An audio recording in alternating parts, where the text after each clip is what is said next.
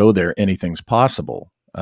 Do I think specifically necessarily that's going on? I think we're doing some amazing things technologically, and a lot of folks who don't, like you guys, watch the development of these things. You're up on the companies and the very down to earth places that are developing this stuff. But the average person, they in some cases are letting their imaginations run away from them. Oh, it must be the ETs. It must be see, this ET hypothesis now is so ingrained into our culture that it's very convenient for anybody that wants to slip something in under that shroud. Oh, it's ET, or the people will think it's ET.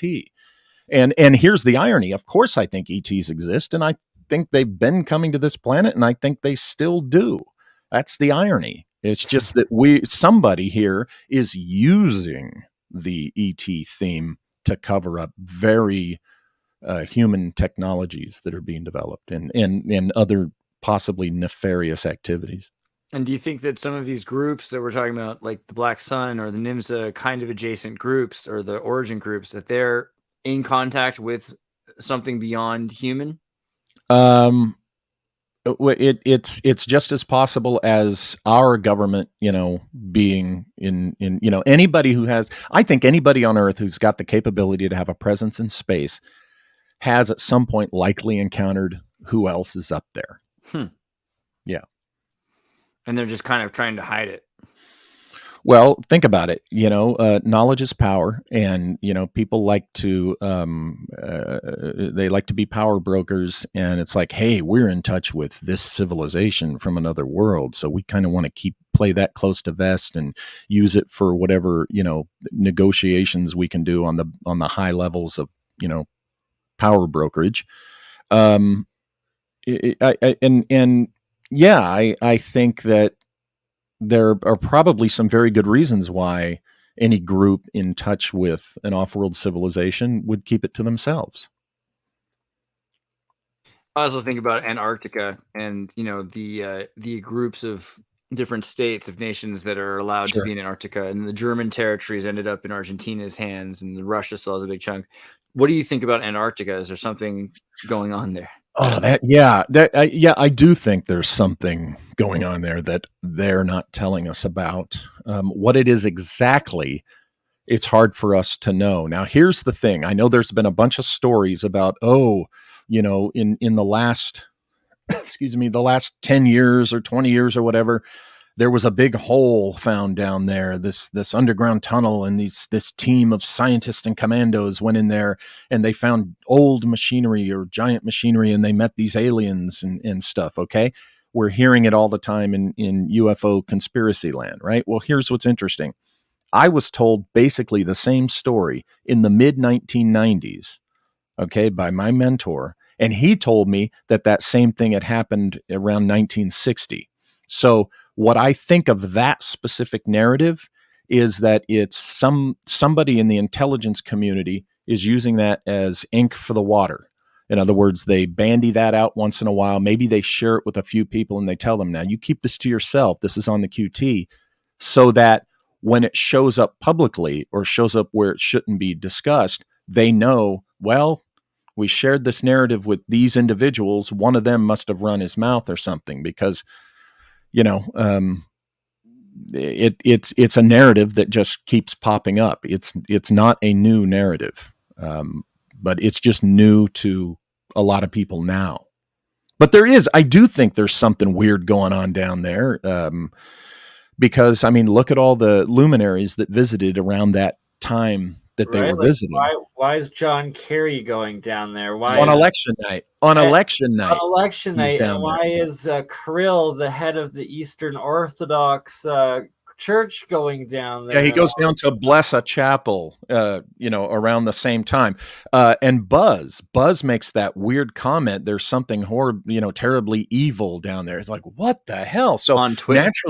naturally people's imaginations are just going to, run with that. And then unfortunately, we have the bullshit storytellers in this community who come out and I was a commando and I saw this, that, and the other, and yet when you ask them to provide something more than their Well, claim. the Fitbit story was good, right? You remember that? There was a bunch of military guys wearing Fitbits, and it exposed their GPS, and it showed a bunch of people in an underground base and what the base looked like in Antarctica. Sure. So there's stuff coming out. Yeah, well, but remember, we've had underground bases since the 1950s. Just look at Richard Sauter's research. Through publicly available info, he shows you that the U.S. Army and the U.S. Air Force started working with building underground facilities back in the 50s. It's no mysterious secret that we've been developing that, and we know very practical and comparatively mundane reasons for why they would do this. So why not on Antarctica? Because think about it, you go underground in Antarctica, you're removing yourself from the harsh conditions on the surface, right? So an existence of an underground facility shouldn't be grounds alone for backing up the wild stories. It is something to consider, to ponder, but it might be that the wild stories have grown out of a much more mundane reality. For sure. And I know I'm a party pooper saying that for a lot of people, but come on, folks, we're all adults. Exactly. And so whereabouts was that Fitbit one? Was it right on the South Pole, or was it just like McMurdo or somewhere around there? Because Greenland, we know they also have similar ones too.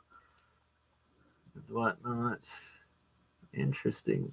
You see that? It's like pretty much in the middle. I mean, that's definitely further forward and out than you're supposed to be. I mean, I don't think Mr. Beast got to openly go this far into Antarctica, right?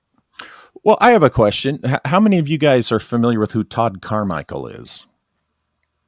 Sounds familiar, but Todd Carmichael is a guy who made his fortune with a coffee company. He also, for a while, held the record for the fastest solo trek across Antarctica. And he was already in his 40s, that guy right there. And I'm wondering, solo trek across Antarctica to the South Pole. I'm wondering which route he took. Off the top of my head, I don't know. So I'm wondering if he went across an area that people are saying, nobody can go across because of all this mysterious stuff, or if he took a very well-trod trail. I don't know. But I mean, I think you have to take a well-trod trail, or right? at the very least, they have to tell you where you can go. When Mr. Beast went, for instance, it was a big deal, and he named Mount Shopify because he got to go to the first one to that particular mountain. So Shopify paid him to name it Shopify. But they had to carry out all of their urine. They had to have these bottles for all of their waste and everything. Nothing was left behind, and they had to go exactly where they were supposed to go. They had to have tour people with them. They had to make all these plans for 3 to 5 years. So I think it is pretty much a guided. It's almost as bad as the Soviet Union tours were in the 70s. Yeah, it's much more controlled than some people think then. Okay, because that makes sense to me. I mean, that is, if I'm not mistaken, that seems like that's singularly the most controlled place on Earth, territory on Earth, right? I mean, there was the New Zealand 901 in 79. This flight that was going through Antarctica, which is one of the reasons they don't let planes fly over Antarctica, I think, is because this one hit a mountain or hit a volcano or it just crashed. And then they had to send people to go get everything because they couldn't leave it there because of environmental damage. And it was just horrifying. So that's kind of been the story that's kept people from going back to Antarctica, on top of the fact that if you go, they don't let you, right? Because the militaries of many countries work together to keep everybody out except for themselves. Right. Well, think about this too. I mean, Antarctica is kind of this pristine environment, a time capsule of ages ago. And so everything that we screw up and leave behind there could affect scientific measurements in the future to understand Earth's frozen history and what's been trapped there since the last epoch when it got frozen over in the first place. Yeah, like Lake Vostok and them drilling into it and finding different life down there that hadn't been exposed to the air for, I think it was 100,000 or maybe 100 million years, one or the other. I forget what they claim. But that there's massive mountain ranges throughout Antarctica and that the ice sheet gets up to 2 miles high in some spots. Do you remember the 33rd Antarctic Treaty? 2 miles of water. 2 miles of frozen water is an absolutely insane number. Really? Does it really get that high? The 33rd Antarctic Treaty Consultative Meeting was at the UN meeting room, and this is the way that they designed the room to look like Antarctica. So you've got this sort of rim of trees, and you've got Antarctica, and then at the center you have another set of green growing. And so it kind of is symbolic of what we're, this reset or this environmental shift or something, or that there's more already there, that they're saying in Antarctica. It looks a lot like a interpretive representation of Admiral Byrd's reports. It does, actually. Yeah, I was thinking, what it made me wonder is, what if, because I'm a big believer in the nugget of truth, the nugget of truth approach, that, look at the wild story or what appears to be a wow story and consider that, okay, there is some nugget of truth in that. And, maybe, the big secret thing they're studying down there is a spot, kind of like a biodomed type controlled area, where they've been able to inject their own controlled environment that has warmed it up. So maybe they've pull it out of hibernation, so to speak, and they're maintaining flora that existed 100,000 or more years ago, and it's very sensitive, and they have to be very careful in controlling it. And maybe they are finding. I don't think it's crazy to think that they have actually found ruins or relics of a past civilization. I don't think that's crazy at all.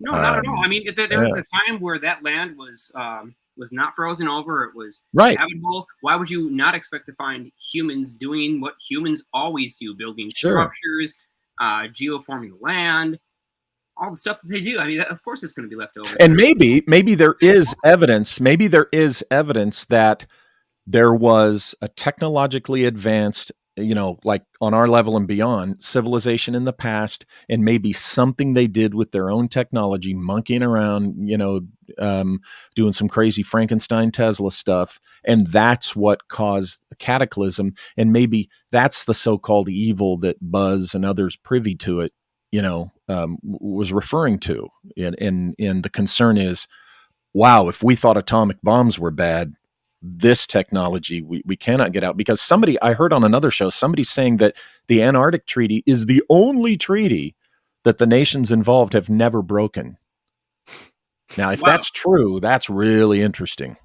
Well, you have John Kerry and Krill going down there at similar times, right? Like, what truly is going on down there? Also, the idea that there's this, the ice sheet, whether it melts or not, I mean, it serves as a pretty great disguise or camouflage. I mean, it's hard to get great diagram. I've never seen that before, but what a truly fantastic graphic.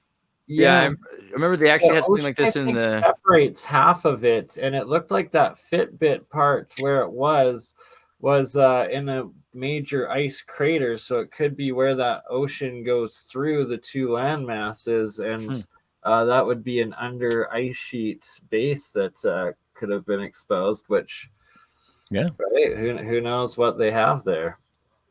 But I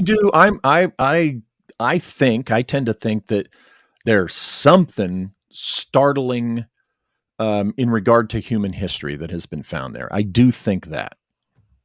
I also do suspect that, just like have that natural intuition that something's down there, maybe Atlantis or the ruins of it, or prior. The idea of there being something underground, though, that's also because you've got all these across the world, these discrete underground military bunkers. You've got these huge military. Sure. Do you think that they're ever interacting with, some underground other, beings?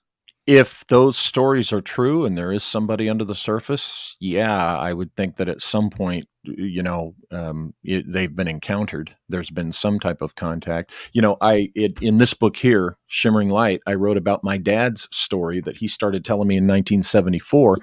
At the same time, I also present the very strong possibility that it could have been a false narrative, given to him to cover something else. Right. But he certainly went to his death believing, I could tell, psycho-emotionally believing that what he told me was true. And it had to do with encountering some people who were part of an underground civilization. The problem is he was in the U.S. Air Force in the 1950s. The problem with that is he was in the Aerospace Medicine Command, okay, under that division.